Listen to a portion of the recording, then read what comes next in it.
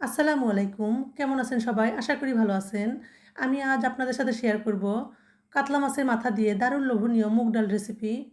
তো এই ডালটা দেখতেও যতটা সুন্দর, খেতেও কিন্তু অসম্ভব মজা। তো ১ম এ একটা পাতিলে আমি পরিমাণ মতো সয়াবিন তেল দিয়ে দিব। তারপর দেব পেঁয়াজ কুচি। পেঁয়াজ কুচিটা আমি সোনালি রং করে ভেজে নিব। তো পেঁয়াজের কালারটা যখন চেঞ্জ হয়ে আসবে, এরকম সোনালি কালার হয়ে আসবে, তখন এখানে আমি দিয়ে দিব আদা, রসুন, জিরা, ধনিয়া ও কাঁচামরিচ বাটা। তারপর দেব স্বাদমতো লবণ, হলুদের গুঁড়া ও মরিচের গুঁড়া। এখানে আমি কাঁচা মরিচ আর শুকনো মরিচ দুটোই ব্যবহার করছি। এতে করে তরকারির কালারটা অনেক সুন্দর হবে আর খেতেও ভালো লাগবে। এরপর এখানে আমি ২ টা তেজপাতা দিয়ে দিব। তারপর অল্প পরিমাণ পানি দিয়ে মশলাটাকে আমি ভালোভাবে কষিয়ে নিব।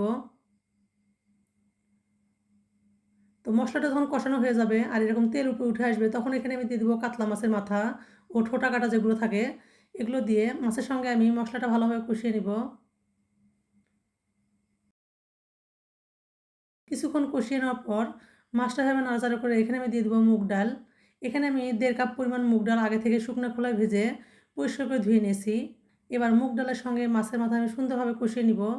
আর অবশ্যই কিন্তু এখানে ডালগুলোকে ভালোভাবে মাছের সঙ্গে কষিয়ে নিতে হবে। এই কষানোর কাজটা যত ভালো হবে, এই ডালটা খেতে কিন্তু ততটাই মজা লাগবে। তো এভাবে আমি বেশ কয়েকবার ঢাকা দিয়ে ডালটা ভালোভাবে কষিয়ে নিব।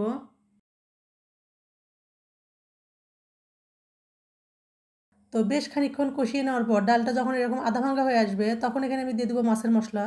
আর এই মাছের মশলাটা দিলে কিন্তু মুগ ডালটা খেতে অনেক মজা লাগে। তাই মাছের মশলাটা দেওয়ার চেষ্টা করবেন।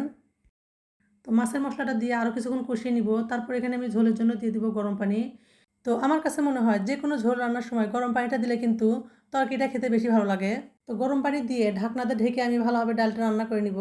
তো কিছুক্ষণ রান্না করে নেওয়ার পর ডালটা যখন ভালোভাবে সিদ্ধ হয়ে আসবে আর এরকম ঘন হয়ে আসবে, তখন এটা আমি চুলা থেকে নামিয়ে একপাশে রেখে দিব। কারণ এটা ঠান্ডা হয়ে গেলে কিন্তু আরেকটু ঘন হয়ে আসবে। এবার একটা প্যানে আমি পরিমাণ মতো সয়াবিন তেল দিয়ে দিব।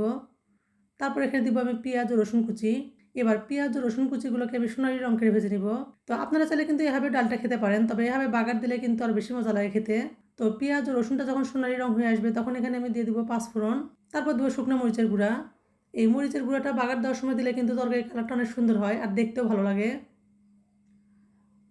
এবার আমি ডালটা বাগার দিয়ে দিব।